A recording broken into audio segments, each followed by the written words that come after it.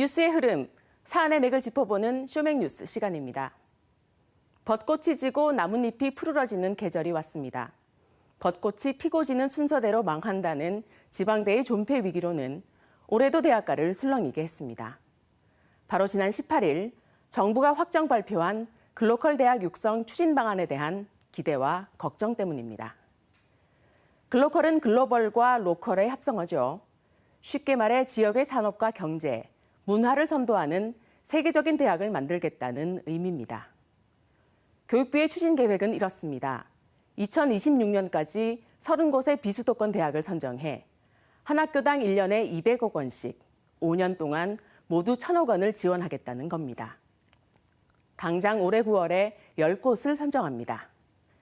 비수도권 대학이 전국적으로 150여 곳 점을 감안하면 5곳 가운데 1곳만 선정되는 셈입니다.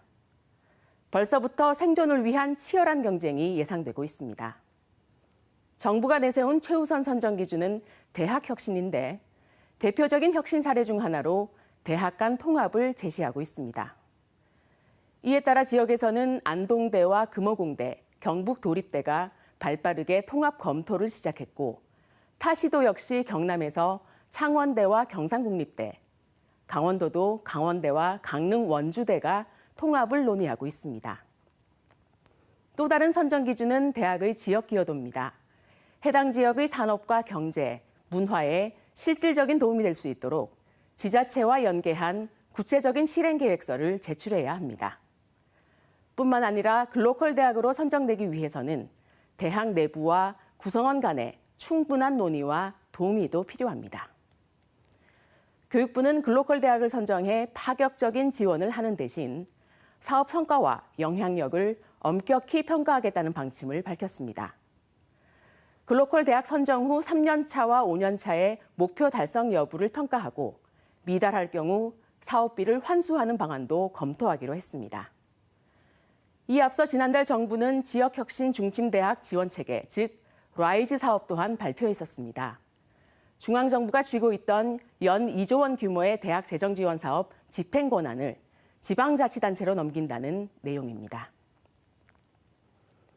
정부가 죽어가는 지방대 살리기에 대대적으로 나선 것처럼 보일 수도 있지만 지역이나 대학 내부에서는 이를 곱지 않게 보는 시선도 있습니다.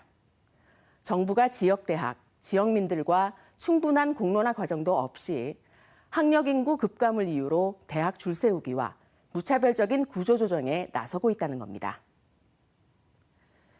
그렇다면 외국 지방대학들의 사정은 어떤지 한번 살펴볼까요?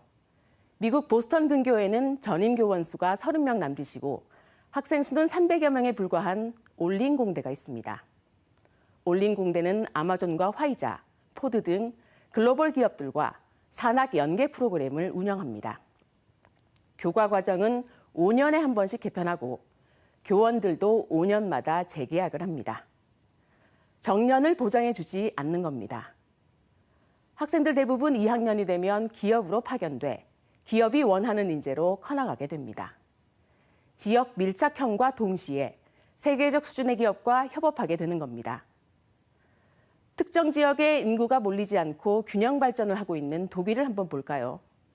2006년 헌법 개정을 통해 지방정부의 예외 입법권을 도입한 독일은 지방정부가 그 지역 대학을 지원하고 감독합니다.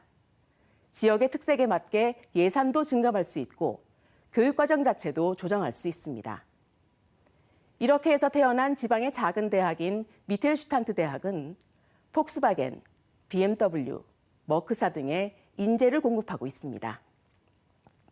대학에 대한 재량권을 중앙정부에서 지방정부로 이관해 와야 하는 우리가 모델로 삼을 수 있는 부분입니다. 글로컬 대학 육성을 성공시키려면 선정 과정에서의 공정성 확보는 물론 선정 후 관리도 철저히 해야 할 것입니다. 뿐만 아니라 대학 스스로도 지역 인재 육성과 경제 발전의 전초기지라는 책임감과 함께 지금껏과는 다른 대변화가 필요합니다. 교육부 재정 지원 사업 가운데 역대 최대라는 점에서 관심을 모으고 있는 글로컬 대학 육성 사업. 지방대와 지역 소멸의 위기를 극복할 마중물이 될 수 있을지 기대 또한 높아지고 있습니다. 지금까지 쇼맥뉴스 곽근아입니다.